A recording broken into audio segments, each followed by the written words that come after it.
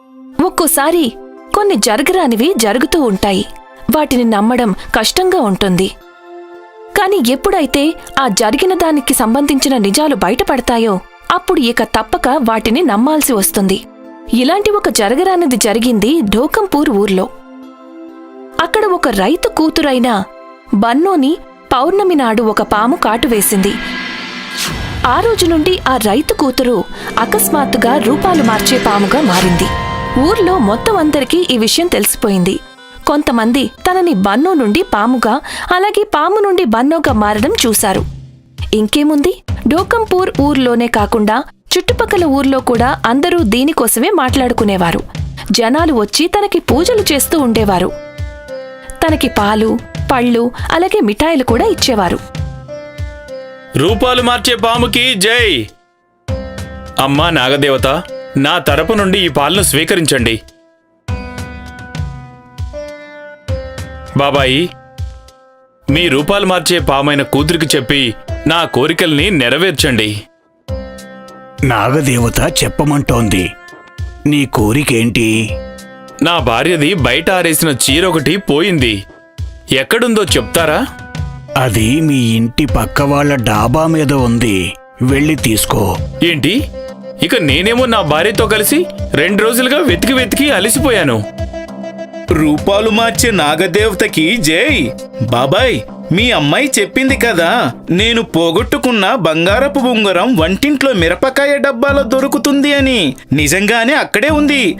నీకోసం కొన్ని పళ్ళు తీసుకొచ్చానమ్మా. పళ్ళల్లో 501 రూపాయి కూడా ఉన్నాయి బాబాయ్. నీ వల్ల 15,000 ఉంగరం దొరికింది కదా. నువ్విచ్చిన డబ్బుని నా కూతురు స్వీకరించింది. రూపాలు మార్చే నాగుపాముకి జై! రూపాలు మార్చే నాగుపాముకి జై! ఊరి జమీందారికి ఈ విషయం తెలియగానే అతను వాళ్లని తమ ఇంటికి రమ్మని పిలిచాడు. కాని బన్నో రైతు తండ్రి వాళ్ళింటికి వెళ్లడానికి నిరాకరిస్తారు. దానితో జమీందారుకి కోపమొస్తుంది. అప్పుడతను తన మనుషులతో ఇంటికి వెళ్లి బలవంతంగా బన్నోని పట్టుకుంటాడు. ఇది చూసి బన్నో తండ్రి వద్దని చెప్తాడు. కాని జమీందార్ ఒప్పుకోడు. అప్పుడు తన మనుషులతో ఇలా అంటాడు. ఇది నా మాట ఏమాత్రం వినలేదు. ఏంటలా చూస్తున్నారు? లాక్కొని తీసుకురండి అమ్మాయినే. వదలండి, నా కూతుర్ని వదలండి. ఇక మాట్లాడుకో. ఒక చిన్న రైతువు నువ్వు. కూతురుని రూపాలు మార్చే పామని అంటావు, కానీ మా కోరిక మాత్రం నెరవేర్చవా నువ్వు? ఇప్పుడే నేనేంటో మీకు చూపిస్తా. ఒకసారి నీ కూతురికి చెప్పు, పాములా మారమనేవి.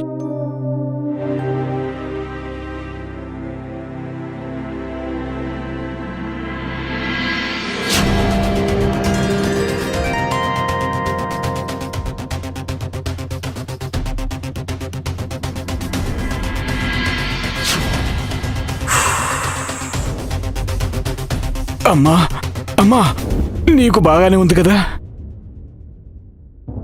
వద్దు వద్దు, ఇతను మీ జమీందారు బాబాయ్. ఇతని ఏమీ చెయ్యొద్దు.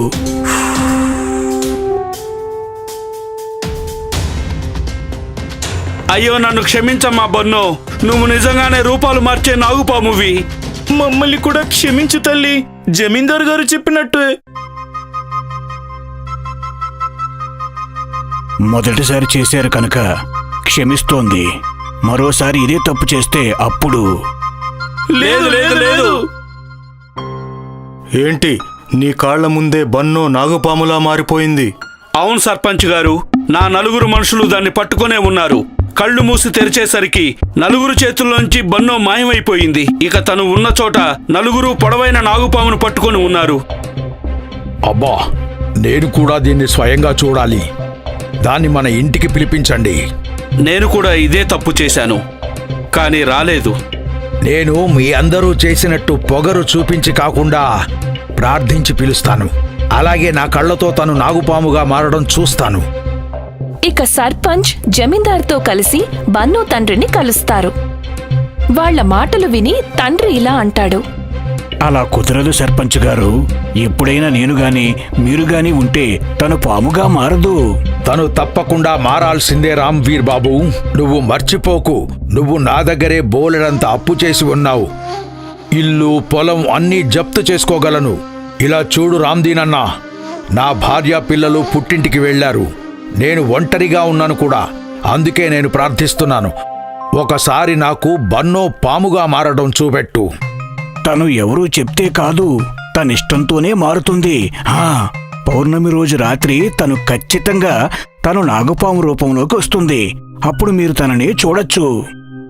అయితే ఇక ఆలస్యం ఎందుకు? ఇవాళ పౌర్ణమి రోజు కదా, వెళ్ళి బన్నోని తీసుకునిరా. చక్కగా అతిథి సత్కారాలు చేస్తాను, బాగా మర్యాదలు కూడా చేస్తాను. అప్పుడు అంటాను, ఇవాళ రాత్రి ఇక్కడే ఉండిపోమ్మని. తను ఒప్పుకుంటుంది కూడా. ఇక రాత్రి ఎవ్వరికీ తెలియకుండా తను పాముగా మారడం చూడొచ్చు. నేను మీరిచ్చిన అప్పుల్లో పూర్తిగా కూరుకుపోయి ఉన్నాను. వద్దని ఎలా చెప్పగలను?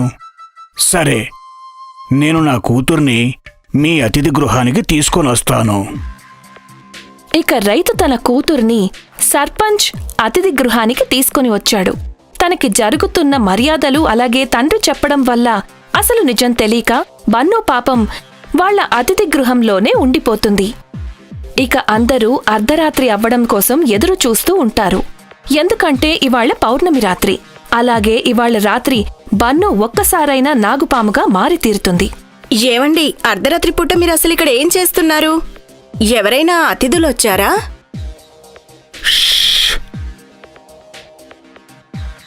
ఇక్కడికి త్వరగా రా.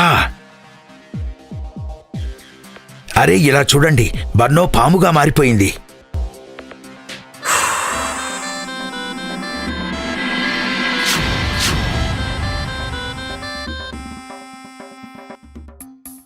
ఆ పాము ఎక్కడికెళ్ళింది? ఎక్కడికెళ్ళింది? అమ్మా, అమ్మా, నీకెలా ఉంది? అరే, తను తిరిగి మళ్ళీ బన్నోలా మారిపోయిందే. మీరు అరవకుండా ఉండాల్సింది.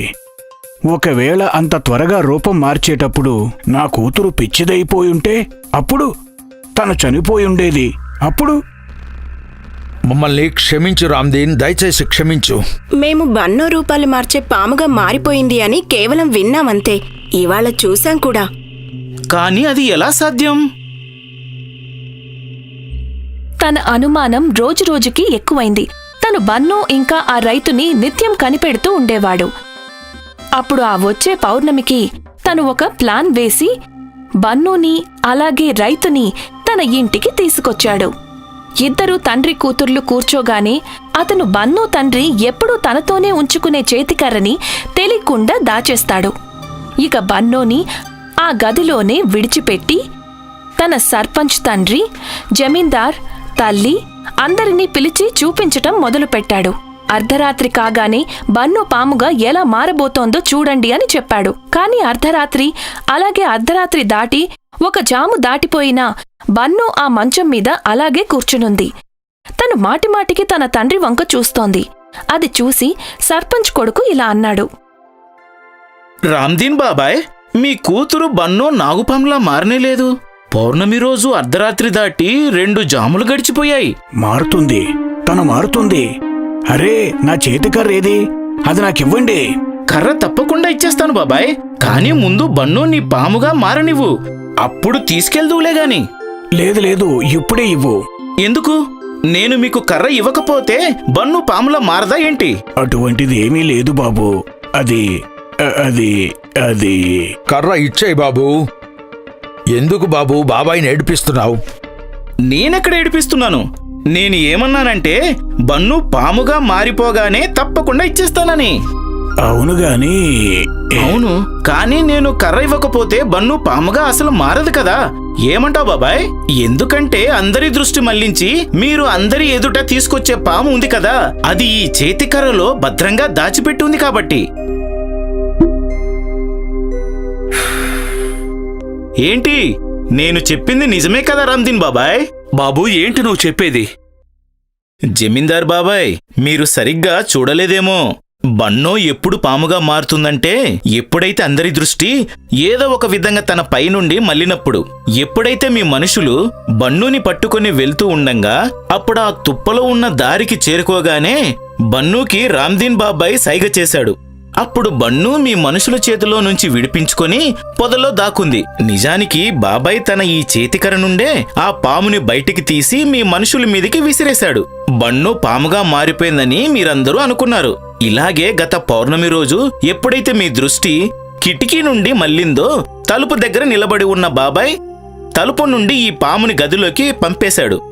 అప్పుడు బన్నూ కట్టన్ వెనకల దాక్కుంది. అప్పుడు బాబాయ్ మీరందరూ రావడం చూసి అమ్మా అమ్మా అంటూ గదిలోకి మీ అందరికన్నా ముందే వెళ్ళిపోయారు. వెళ్ళి ఆ పాముని పట్టుకొని ఈ కర్రలో దాచిపెట్టేశారు. ఇక కటన్ వెనకాల దాక్కున్న బన్నూని మీరంతా చూసి అనుకున్నారు పాము మళ్ళీ తిరిగి బన్నుగా మారిపోయిందని. ఇంత పెద్ద మోసమా? ఊరు మొత్తంతోటా? లేదు లేదు సర్పంచ్ బాబాయ్, మా నాన్నగారిని ఏమీ అనకండి. మా నాన్నగారు మీ దగ్గర అలాగే చాలా మంది దగ్గర అప్పులు చేసున్నారు. అతను న్యాయంగా అప్పు తీర్చలేకపోతున్నారు. అందుకే పాము నన్ను కాటేసినప్పుడు నాన్నగారి బుర్రలో ఈ రూపాలు మార్చే పాము ఐడియా వచ్చింది.